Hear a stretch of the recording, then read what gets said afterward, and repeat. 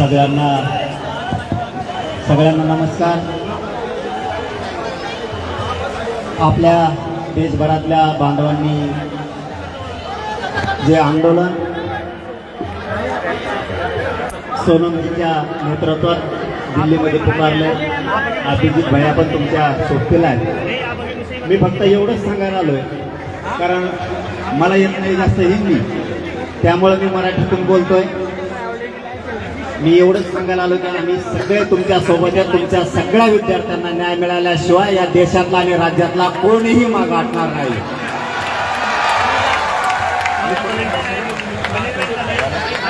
Sir कह रहे कि इस आंदोलन को आगे बढ़ाने के लिए सर पूरा सपोर्ट करेंगे, जहां जहां जरूरत पड़ेगी सर वहां खुद आगे आएंगे।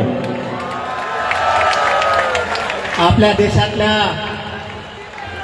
विद्यार्थ्यांना न्याय मिळावा म्हणून हे सरकार म्हणजे ज्या भाजपचं सरकार प्रत्येक वेळेस गोरगरीब लोकांच्या लेकरावरती जाणून बुजून अन्याय करत आहे।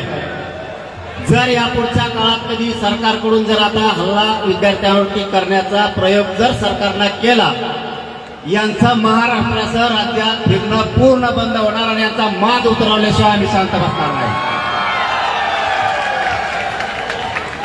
सर ने जो कहा है वो ये कि ये जो सरकार है, बीजेपी की जो सरकार है, वो बस गरीबों के बच्चों के ऊपर हमला करती है, और इसके बाद अगर स्टूडेंट्स पर हाथ उठाया तो जितने भी बीजेपी के लीडर्स हैं उनको महाराष्ट्र में घूमने नहीं देंगे मनोज जरांगे सर, ऐसे सर ने कहा।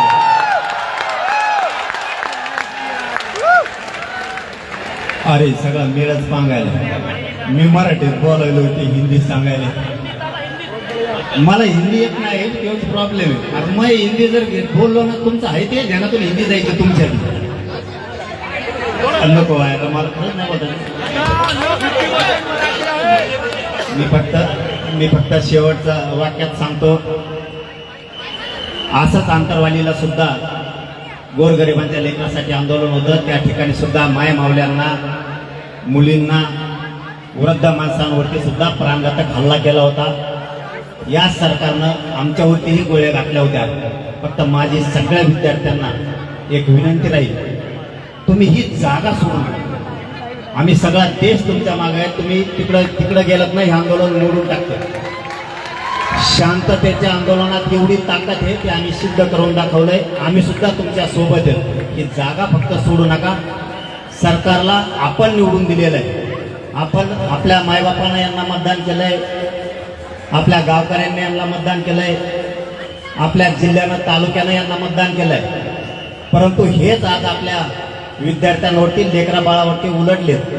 यांना उलट करायची ताकद या विद्यार्थ्यात आणि या राज्यातल्या गोरगरीब जनतेत आहे, हे यांच्या लक्षात नाहीये।